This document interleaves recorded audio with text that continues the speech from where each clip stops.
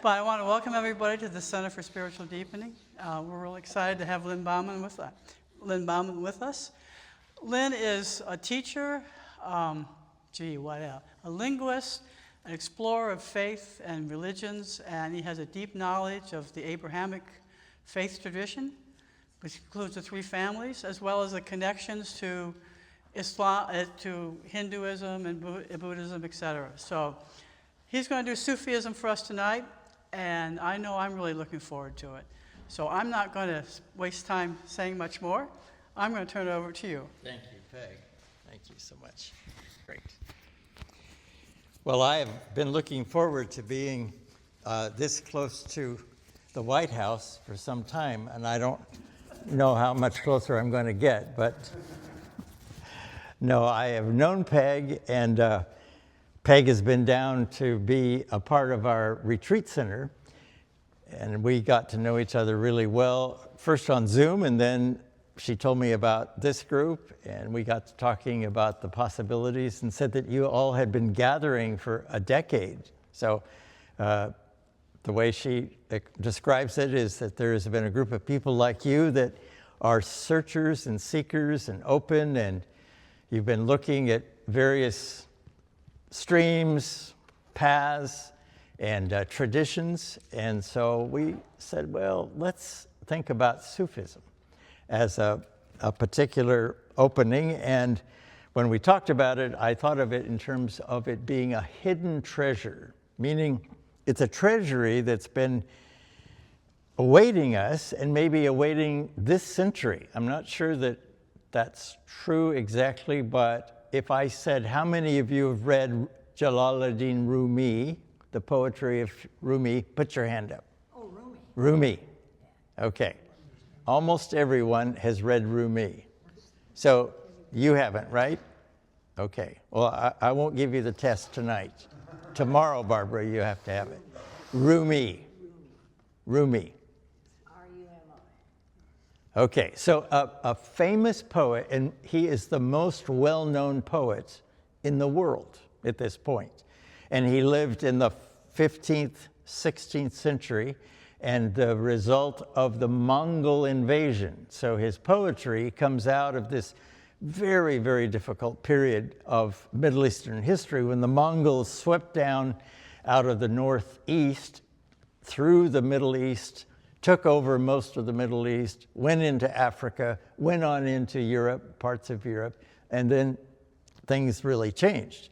Rumi's family was chased out of their home, which was up in northeast Iran or northeast Persia at that point, near Afghanistan. So his poetry comes out of this struggle. It comes out of this turmoil. It comes out of a moment in time in the world history when there's just this grinding suffering that's coming, and his poetry is like a flower. So Rumi is an example of what we call the tradition of Sufi poetry.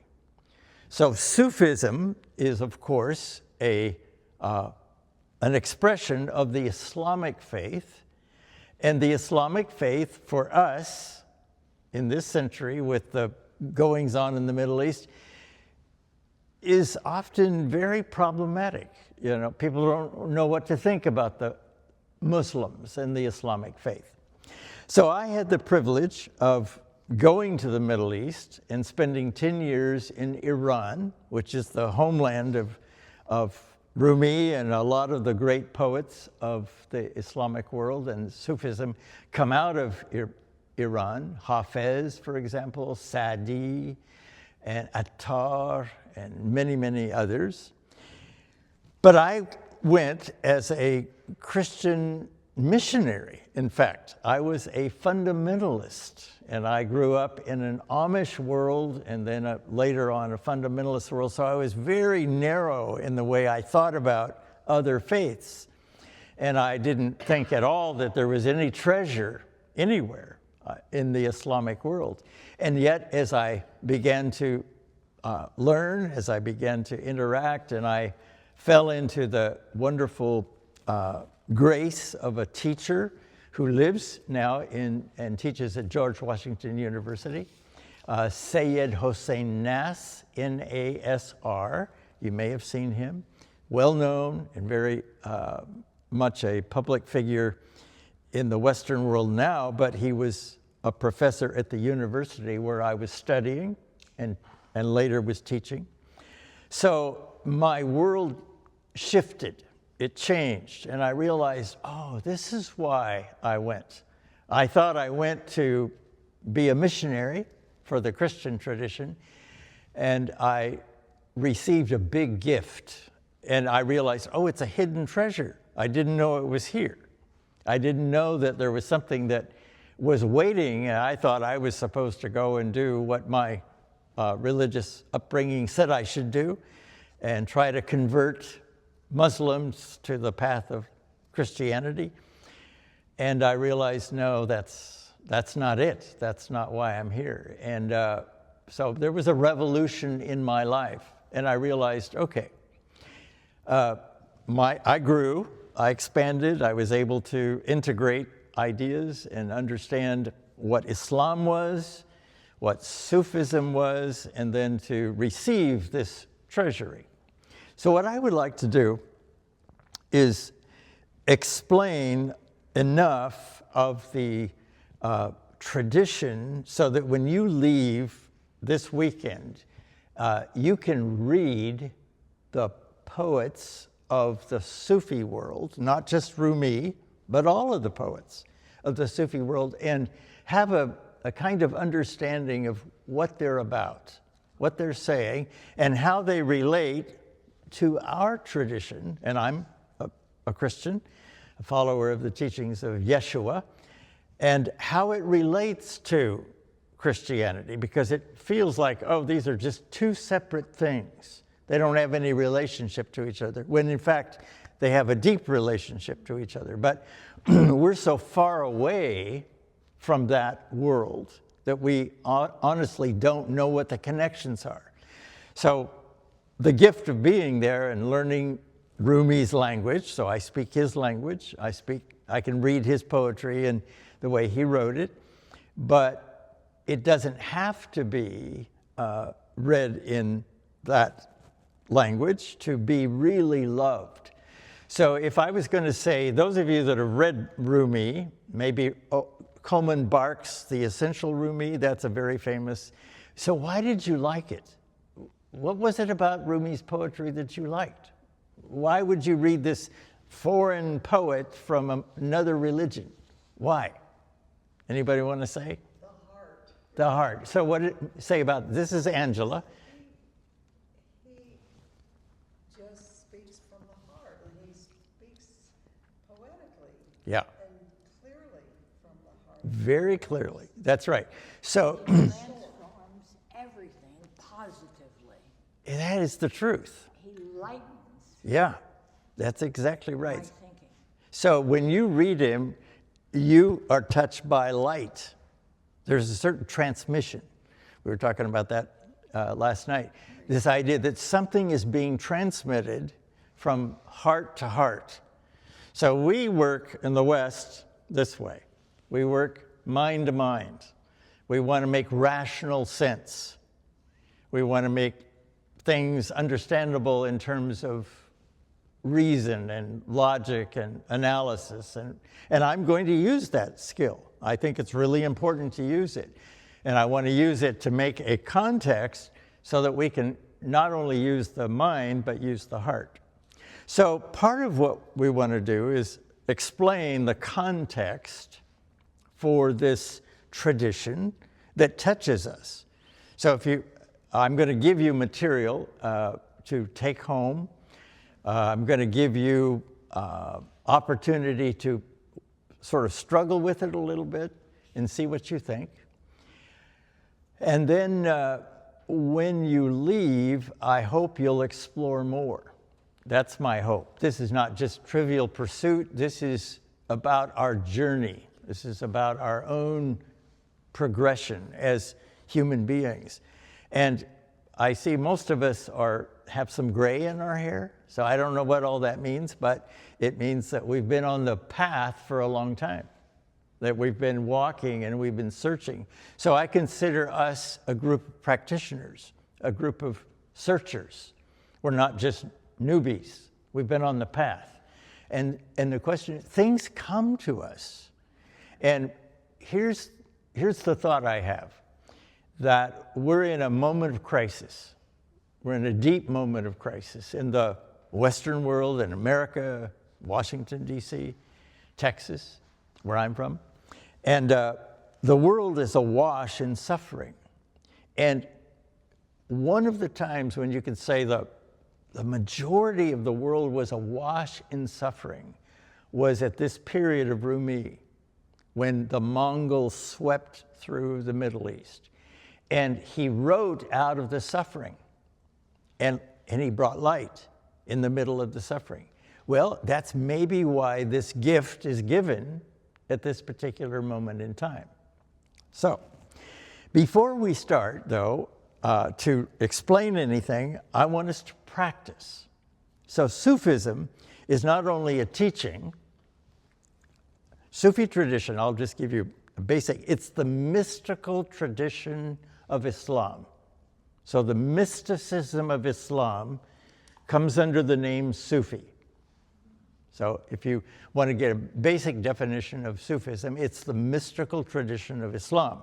So Islam has a regular religious teaching, and you can learn that. It's very interesting. But it has a mystical tradition, which includes both teaching and practice.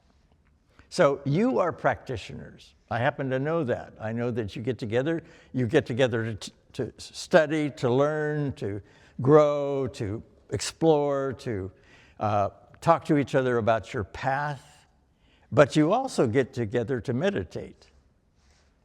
So in Islam, the meditation practice is called remembrance. And they have a word for it in Arabic or in Persian. It's called zikr or dhikr. And it means to remember. It means to sort of, oh yeah, now I remember. It's very platonic. And the whole Middle East had that. And the word in Platon tradition is anamnesis. So the Greek word is anamnesis. So it's not, the priest here. The Persian word, because I couldn't hear it well. Okay, it's zekr or dhikr. And I'll write it on the board. Thank you. I'll write it on the board for you. But, there'll be a test, and we'll see how you do tomorrow.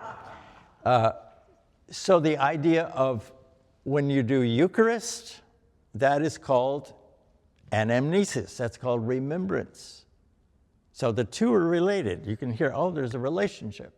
So the practice of remembering, or the opposite is unforgetting. Don't forget. Stay awake. Keep remembering. You go back to sleep, wake up. So the practices are practices of awakening. So I'm going to give you a short practice. Rumi's going to come into it. I'm going to ask you to chant, and it won't be very long, but I'm going to ask you to chant in Arabic. So I'm going to write and it's easy. This is not hard.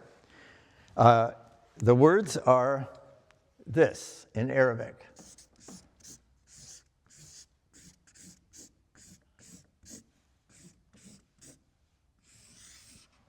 Two words, Allahu.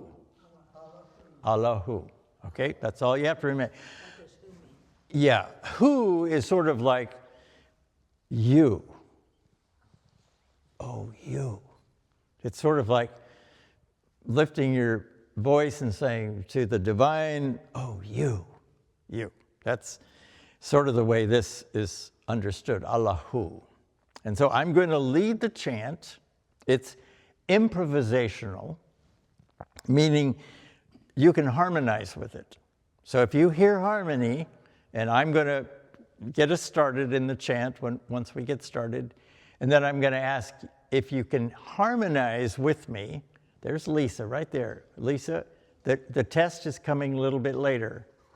I'm ready. Okay, well, so Allahu is the words that we're going to use tonight. So we're going to chant.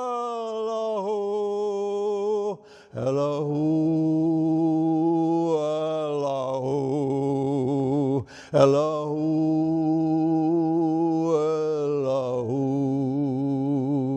Elahu,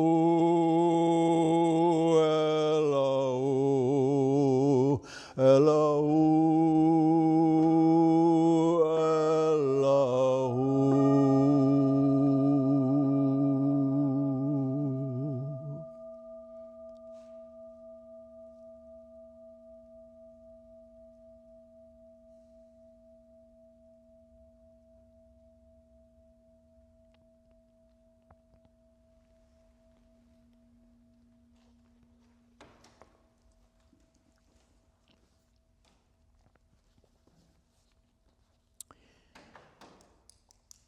The mystery of our human existence is like this. We are like seeds, asleep in seed form. Your divine rain comes, and you, O Holy One, you fall all around us, making a moist, sweet stain in our world. Our seed coverings begin to decay. And you mix with whatever is inside of us. And then look, something entirely new arises. But in time, your divine blade falls and the harvest begins at the keen edge of this present moment. And then, O Holy One, you make bread and you eat, and our souls slide into the very seeing of your soul. And there it is light upon light, for your light covers all.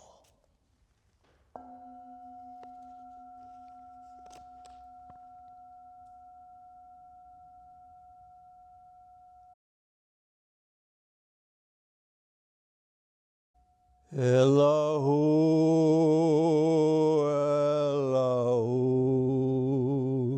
Elahu,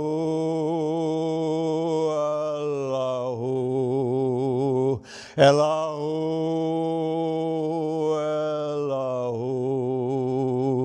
Elahu,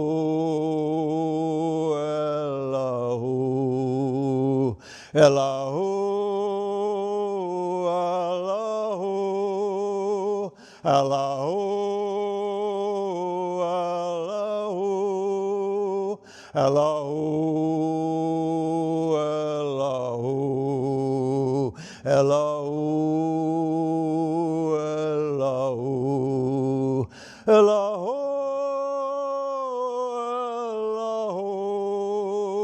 Allahu,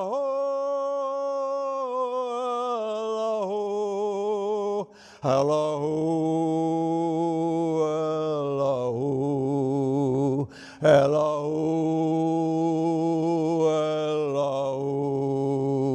Allahu, Allahu, Allahu, Allahu, Allahu,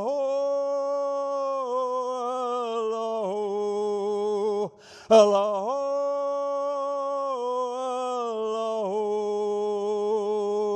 Allahu,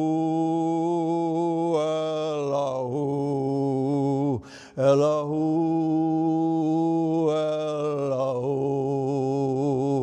Allahu,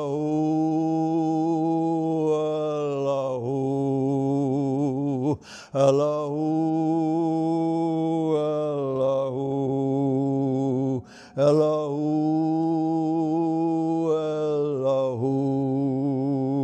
Allahu, Allahu.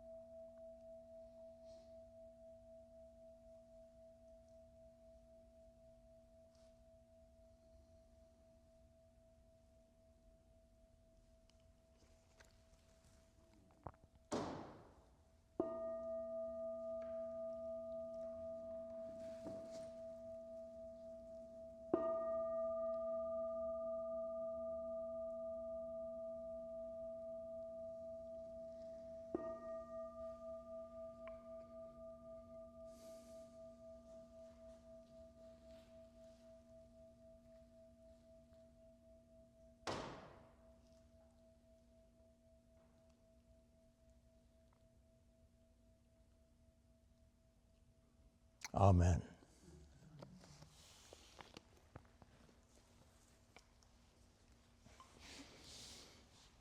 Thank you all. Beautiful. So we have a certain sense of the spirit of this tradition. It's beautiful. It sings. It has this presence.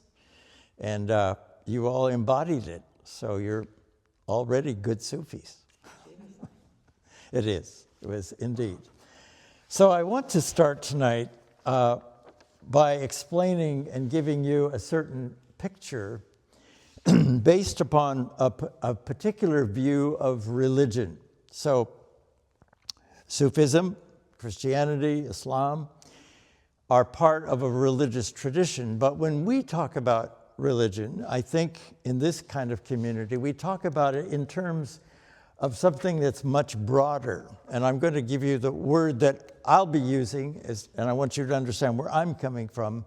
It's the tradition of Sophia Perennis, perennial wisdom.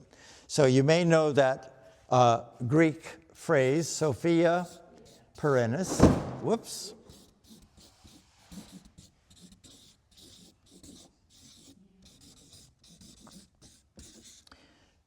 Sophia Perennis, two wonderful words that suggest that there has been across the earth a gift from the divine of wisdom, giving wisdom to the humankind, the human species, right from the beginning, right from the very start of our journey into space and time, back with our ancient ancestors, that it began as a kind of gentle revelation, a kind of gift giving. So that in the way I see this, every religious tradition is a gift of perennial wisdom, Sophia Perennis. So it's not one religion that's the gift, which I grew up with. Only Christianity was the gift. All of the rest were not a gift. But I don't agree with that. I think every religious tradition is a gift given by Sophia. So if you think of her as the gift giver of insight and wisdom, she has been giving the gift of wisdom to the earth all across the generations, all across the millennia, all across the species. You, of course, have to work out, well, what's the relationship? Why is that gift different from this one? Okay, let's just use this illustration. How many of you like Chinese food? Okay, you will eat it, right? Yeah. But you're not Chinese. So how can you eat Chinese food? You say, well, it doesn't work that way. Do you cook Chinese food every day? Probably not. Not every day, but you will return to it. You may have grown up with meat and potatoes, sort of the standard Midwest fare that a lot of Americans grew up with, meat and potatoes and gravy and so forth. But if you adventure, you'll go out, let's try Chinese food. Even though you're not Chinese, even though you might not know the tradition, you say, well, yeah, I really want to learn to cook with Chinese ingredients. Well, then you have to open yourself to that tradition. And you don't say, well, I grew up with meat and potatoes, I can't eat Chinese food. So that view of religion is not the one that we're taking. So we might be in a particular culture, in a particular stream, but we might be able to enjoy the richness, the flavors, the insights, the wisdom that comes from other streams. So that's the big picture that I'm taking. And our tradition of the Christian world fits into a much larger picture that way. And so I'm going to give you a handout. I'll be giving handouts, and I'm going to be referring to this as the tree of religion under the auspices, and I'm going to let you pass these out. Just send them down the way. Under the idea that wisdom has been giving us this opportunity to learn as human beings, starting out with very, you might say, rudimentary ideas. very simple ideas. And let's see if I can raise this up. Yeah, I can do it. I'm just gonna make sure it doesn't go back down on you because it's a scary thing. It's okay. So as long as this is all the way out and that's all the way The way up, in? you won't have a crash. Lisa, you're amazing. I'm gonna get hurt. Yeah. As it says in the Bible, you're the cat's meow. So I'm going to draw a tree, and we're going to use this analogy, this example, to kind of explain eventually where Sufism or where Islam and where we fit in to the great tree of religion. So let's start down here. A tree starts from roots, and before I came, I picked up from Peg's yard this, and you all will recognize that. Oh, it's an acorn. Yeah, it's an acorn. And so Peg has trees in her yard, and it starts from this. And the first thing that happens to this, as Rumi said, the rains fall, the divine rain comes, the outer shell begins to crack open, and something arises. So you could say that wisdom has planted a seed in the soil of the earth. Here we are in the earth, and wisdom has to start off with something relatively simple, something that you might say basically everyone can get. Now, I'm going to use a word that a lot of people say, well, I don't think that's true. But if you think about it, it has to be true. And the first roots of this wisdom is what we might call animism.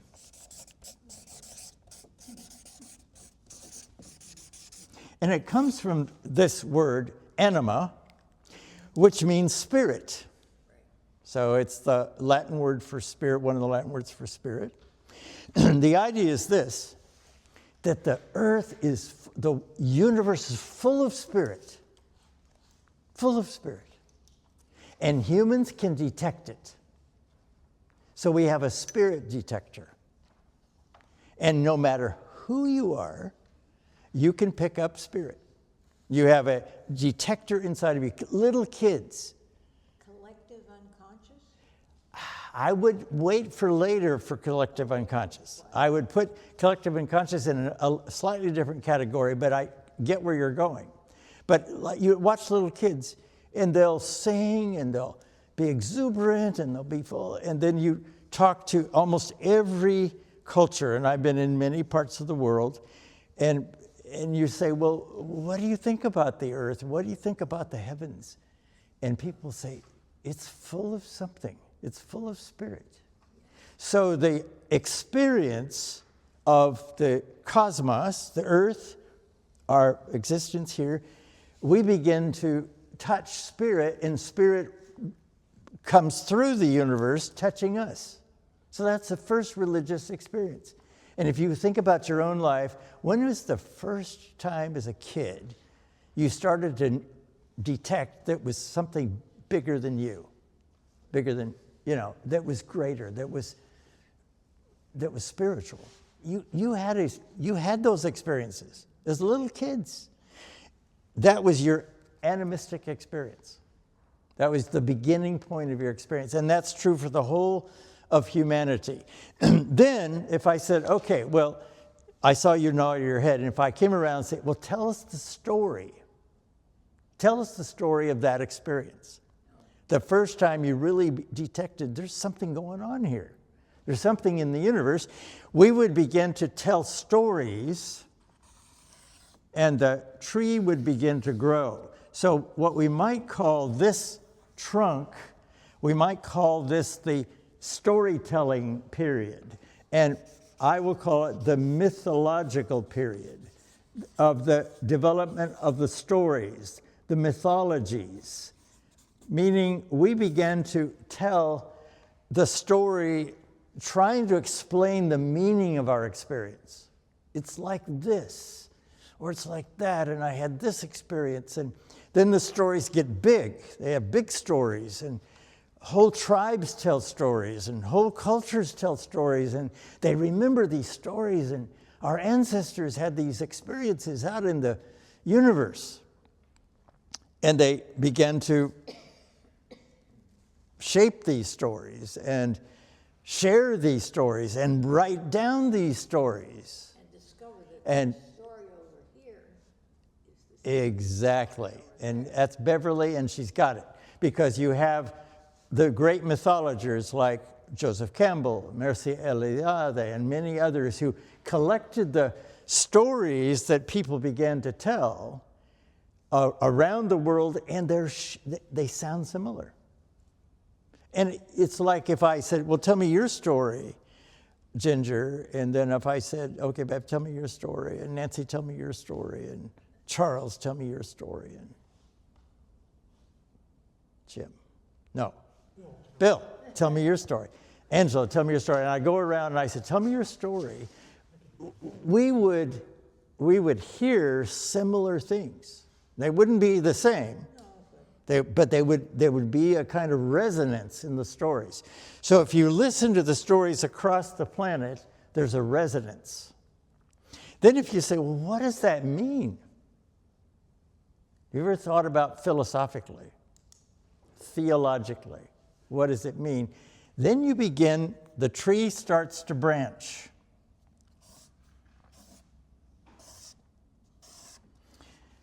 And I would call the great branching of the meaning, the teachings. What do these stories mean? You have two great branches. You have the eastern branch and the western branch. And I'm going to give them names. They're provisional names, but you have a family of teachings that are very much together in the Eastern, and I'll call it the Vedic tradition, although that's not quite right when it comes to Taoism. But at any rate, don't worry about that. Let's just call the Eastern branch of religion the Vedic branch, or the Vedic family.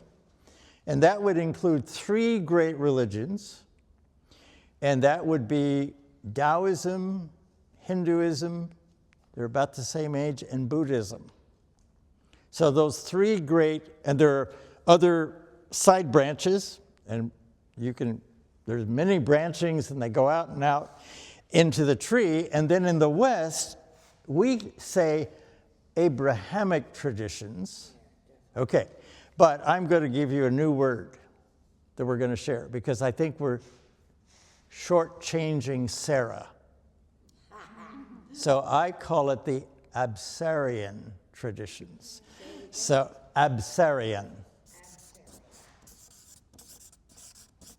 But when you're talking to somebody on the street, they will never know what that means. So just say Abrahamic traditions.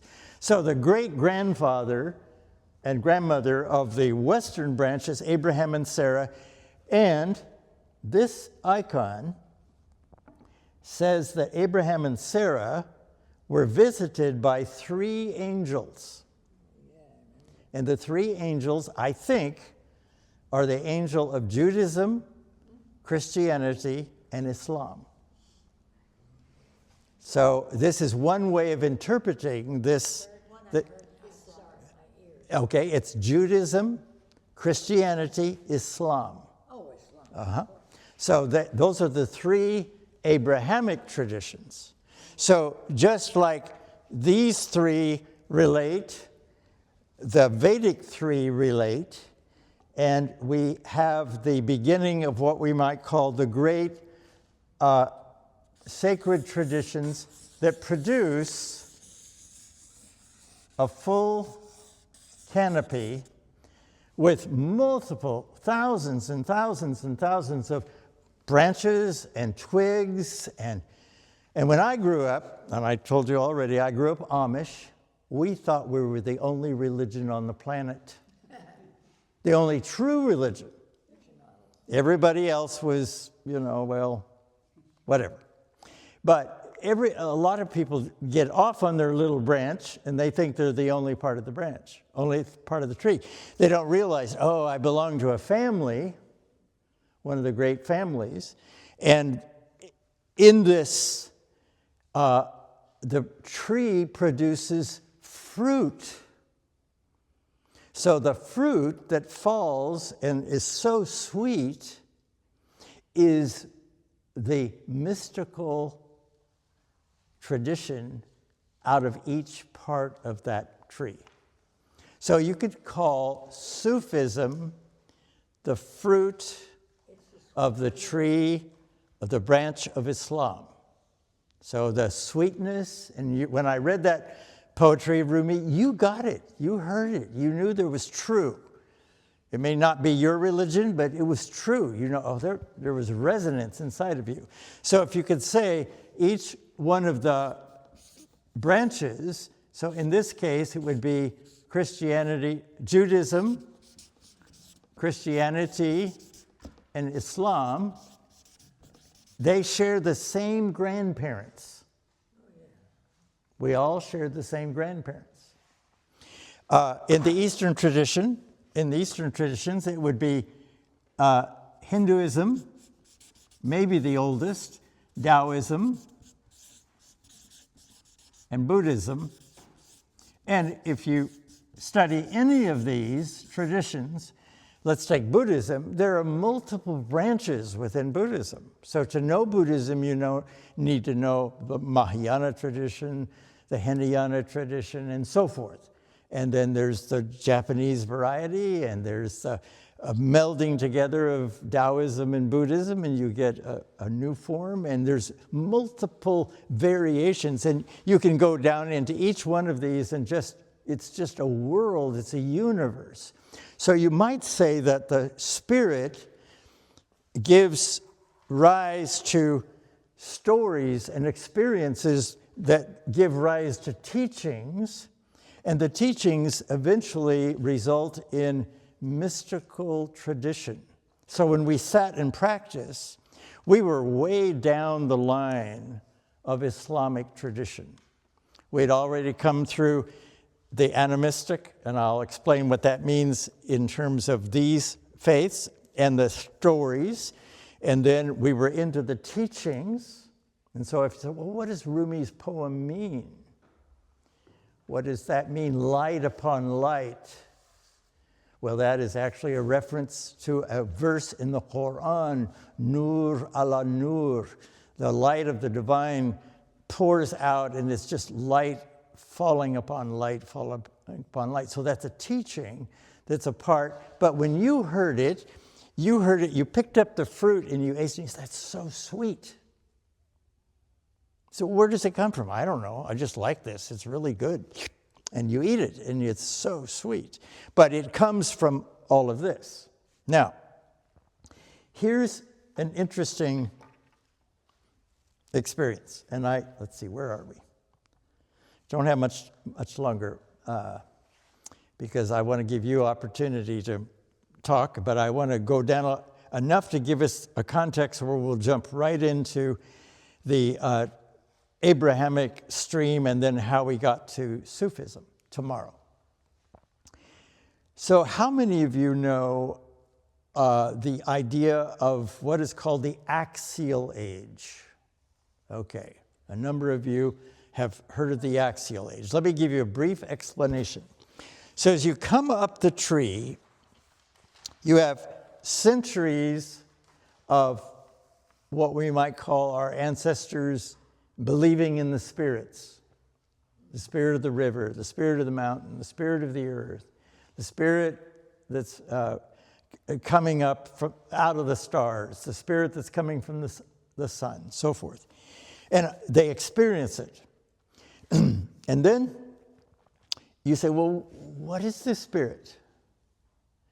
And the answers that are typically given, if you start to say, well, right up here at the beginning of the branching, what is this spirit? Typically, the answer it's like us. God is a big king. or God is the big grandfather in the sky. God is the big, powerful whatever. So what is happening when we're talking that way? We're projecting our ideas on the divine, right? So that's called the anthropomorphic religious explanation. God is like us. So for a long time, religion was conventional. I'm going to move this, I'm going to turn the page. We had what we might call a conventional religion. That meant the explanations, the teachings were based on our ideas about God from our perspective. We were projecting. So I'll tell you this, frankly, a whole bunch of the Bible is us projecting on God. So there's a lot of what is in religion. You say, well, that's kind of, yeah, but how do you explain anything? You have to start with yourself. You have to start with what you know. So you can't blame a period of religion when it's pretty much conventional. It's pretty much hierarchical. It's monarchical. It's sometimes patriarchal. God is the big daddy in the sky. God is the whatever. But something happened about 500 before the Common Era. About 500, let's just say 1,000 to 2,500 before what we call the Common Era, the beginning of the Christian tradition. Something happened in the earth. It's just remarkable. And if you start to really realize what happened in the earth, you realize, oh, the Spirit is still working. It hasn't left it. It let us think that God was the big daddy in the sky, or we projected our view of God must be the big king, and we must obey the king, that kind of theology. That's called conventional religion. Does it still exist? Yes. Yeah. All around us. Tons of people. That's all they know. Okay. But the Spirit wouldn't let us stay there. So about 500 BCE, across the earth, it was like a lightning strike. It happened everywhere. It's miraculous, actually. And so I'll explain what happened, and then you can see the variations across the earth and how it began to change our view. So across the earth, let's start in the far, far east. You had pretty much the social convention of religion was the tradition that Chinese Confucius tradition. You must conform, you must follow the rules, these are the basic customs and the rules. That was Confucius tradition. And out of that exploded a new view in the tradition of Lao Tzu, and it's called the Tao Te Ching. So about 500 BCE, Lao Tzu wrote a marvelous text, the Tao Te Ching, and it was a lightning bolt because it introduced the idea that God wasn't like us at all. Why did you say it too fast? God was not like us at all. God was totally different, totally transcendent, totally beyond our ideas. Nothing that we thought was right. It basically said, okay, that's a place to start, but that's kindergarten. That's kindergarten religion. And introduced to Confucius tradition, Lao Tzu introduced the Tao Te Ching. If you read the Tao Te Ching, it's way off the charts. But it has a deep root in the Spirit. Who's the Spirit? The Spirit is the Tao that flows everywhere like water. And it's not following the rules. There's lots to be said about the Tao Te Ching. At the same moment, essentially, around this period of human history, you come a little bit further west and you come into the Indian subcontinent, and a whole bunch of things happened. First of all, you had the Maharbharata, the Vedic tradition, all the old writings of the stories, the mythologies, if you know about Hindu tradition. And then arising out of that, at the very end, it came the Bhagavad Gita. The Bhagavad Gita. And if you've read the Bhagavad Gita, it's no. Your ideas about religion are you're just playing. Wake up. And so the Bhagavad Gita was the beginning of what we call the Advaita, the Vedantic tradition within Hinduism, which is just this incredible, blazing vision of the divine being transcendent, beyond us. It wasn't at all like we thought. So you have the Bhagavad Gita in India, and you should read it because it's one of those wake-up books, the Bhagavad Gita. We'll just say the Gita. And out of it comes a whole long tradition of Advaita Vedanta and many, many teachers that come from there. And so in Hinduism now, there's this, yes, you can think of God as like this, but God is so much bigger, so much more transcendent. So the whole emphasis becomes on God is beyond, transcendent. Right at the same time in India, you have Buddhism, the Buddha. And the Buddha wakes up and says, it isn't at all like what I thought. It isn't at all like what I had thought. And the Buddha wakes up. He's an awakener. He comes awake. That's the whole idea of the Buddha. He wakes up. He sees the truth of things. He sees the truth of suffering. He sees the truth of the middle way. He sees the truth of practice. So many things. And the Buddha wakes up. About 1,000 miles just to the west of these two awakenings, there's Zoroaster. And the Zoroaster is in the Persian world. And the Zoroaster wakes up. And God is no longer this, conventional sort of potentate in the sky. God, they call Zoroaster, God is Ahura Mazda. Ahura Mazda, the Lord of beauty and wisdom. That's what Ahura Mazda means, the Lord of wisdom. No longer the way we would think about it. You come a little bit further west, and we have the awakening of the prophets, the Hebrew prophets. So you have the prophetic tradition of the Jews. And the whole beginning of the prophetic tradition, and you read the prophets of the Old Testament, the Hebrew scriptures, and they say, you think I like all this stuff you're doing? Sacrificing and all of it, blood sacrifice? I hate your bloody sacrifices. That's what it says that's what the prophets say. Well, it's in the Bible. Yeah. God is waking them up. I'm far beyond.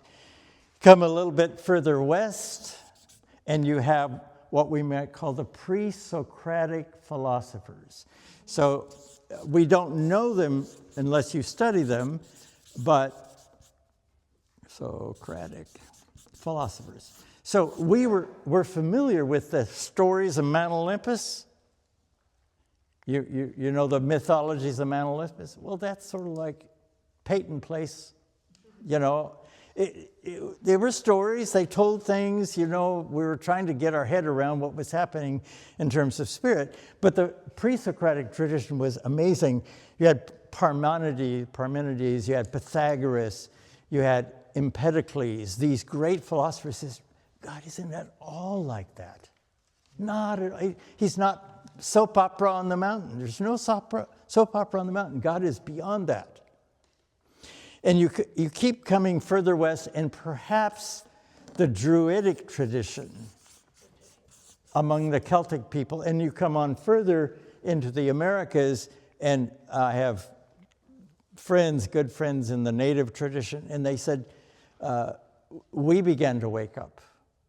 Quetzalcoatl among the Mayans, and Wakantaha among the northern plain Indians and so forth. There's this one great spirit who's full of light and full of love. So we go from conventional religion to what we might call, and I think this is the right way to talk about it, Enlightenment religion.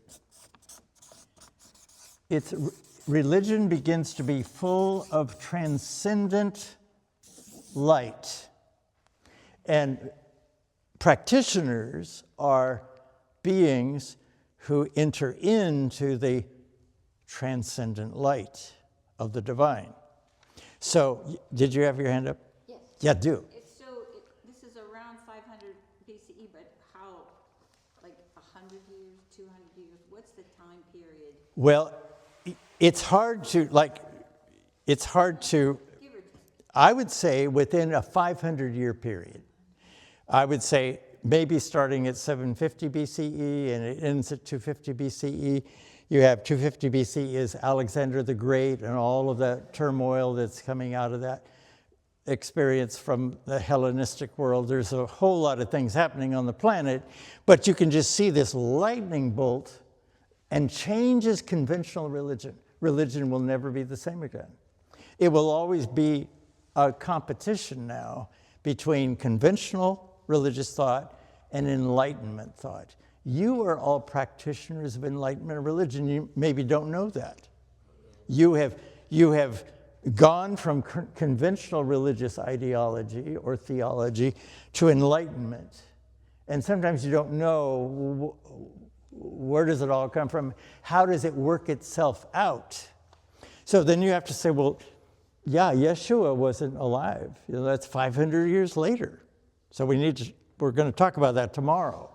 And then the Prophet Muhammad was 500 years after Yeshua. So it's a 500, 500, 500. It looks like that. You can make the case that, so 3 times in the Abrahamic faith, you have an Enlightenment breakthrough. It's one way of thinking about it. So that's where we come from. That is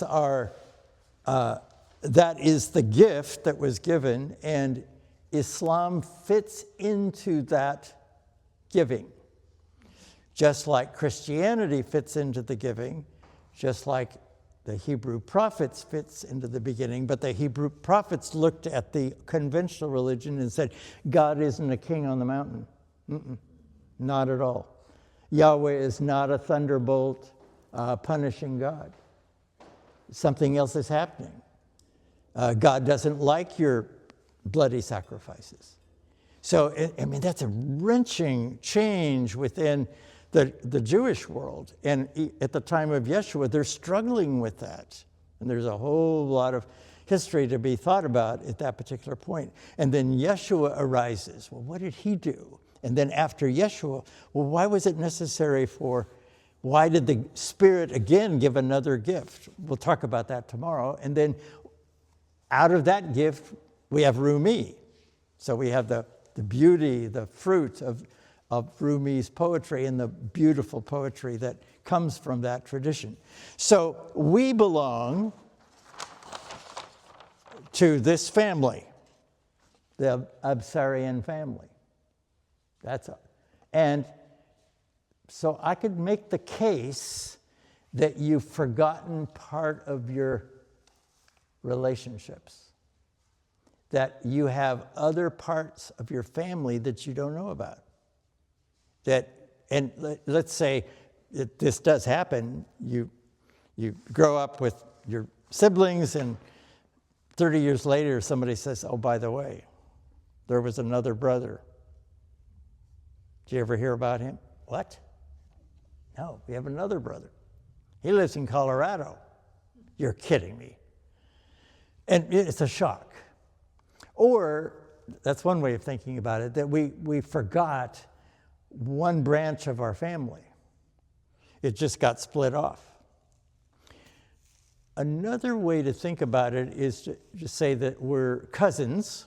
So Islam is our cousins. It's sort of like our dad's brother, and we didn't know that Dad had a brother, and he's in Colorado, and I didn't know I had cousins in Colorado.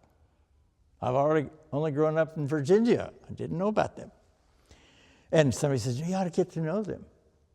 You'll learn more about your family if you get to know them. So that's sort of what is happening now.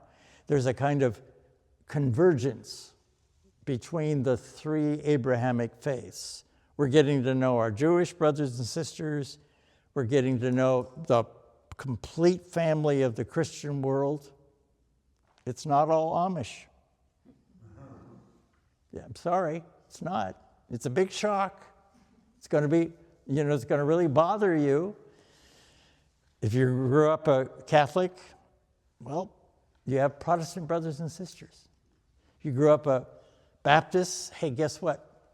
There's a whole world of Catholic brothers and sisters and Orthodox brothers and sisters. Oh, really? I've got to pay attention to them? Yeah. Because this is wisdom, perennial wisdom. The Spirit has been given to this whole family.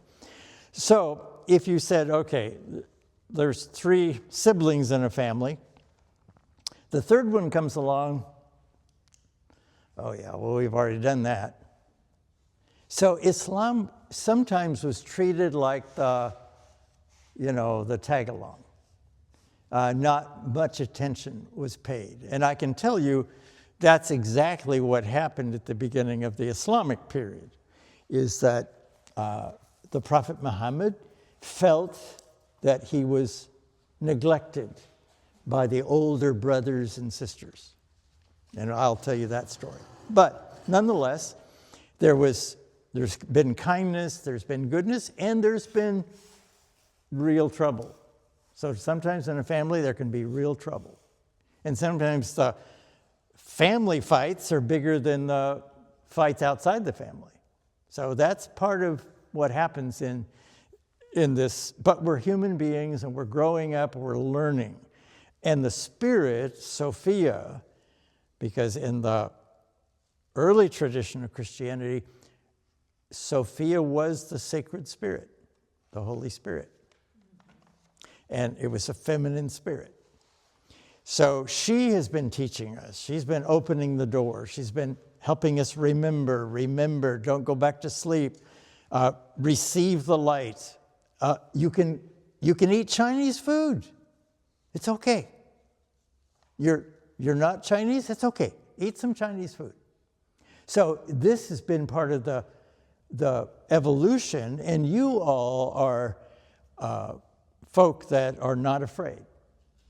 You could go to other places and they would be afraid.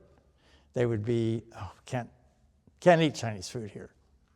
We're Southern Baptists and we don't eat Chinese food. But you begin to realize, okay, light has been given. It's part of Sophia Perennis, perennial wisdom. It's diverse, it's big, and there are problems that you have to work out, arguments that you have to listen to, and choices maybe that you need to make. But what Sufism holds, which I want to show you tomorrow, is a gift that we need. It holds a gift in the Abrahamic family for us that we need at this particular time. So I think that's why you're here. I'm glad you're here. I'm glad to explain some of these things. This gives us a context. It's a short course in comparative religion in a very short amount of time, but you get it. I can see you get it. So I'm going to stop talking and ask you to ask any questions or dialogue with me, anything that doesn't make sense, please do it. Lynn, I've Yes. rumblings that we are at the beginning of the second axial age. That is being said, and what Ginger is saying, that there's been a lot of talk that this is another axial age. So we're about 2,500 years from the first one. And it looks like this may be another one. And so the fact that we can entertain this ideas and you're not running out of the church screaming and bawling and cursing and condemning. Yeah, you're not. You're perfectly fine with this. What does that mean? That means our consciousness is changing. Our consciousness is changing. Something is changing our consciousness. Wisdom is changing our consciousness. We're able to hold these things. We're able to take in paradox. We're able to take in things that go against our earlier training, our earlier ideas. Say it again. When you find paradox, you have found truth. Well, it's true. That's where truth is. Truth is paradoxical. I mean, what we learn as we grow older, that truth usually comes in complementary opposites. And sometimes those seem to refute each other or be opposite to each other. So the law... Take this evolution to Teilhard's evolution? Teilhard de Chardin? Yes, I think Teilhard de Chardin was onto something. You know, he was he saw. Yes. But he had a hard time in the Catholic tradition. They were saying, wait a minute, you're going too far.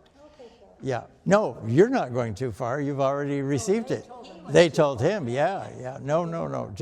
Beverly, you keep going. Any other questions or comments? And I think we'll also see more about the relationship between the Abrahamic faiths, because I don't think people really realize how influenced that Yeshua is a part of Islam. I don't think people really realize that. Yeah, that was a big shock to me, is how much Muslims love Jesus. And the big difficulty is Muslims love Jesus. They love him.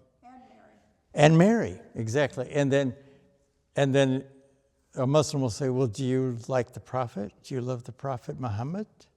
And most Christians, no, I don't like Prophet Muhammad.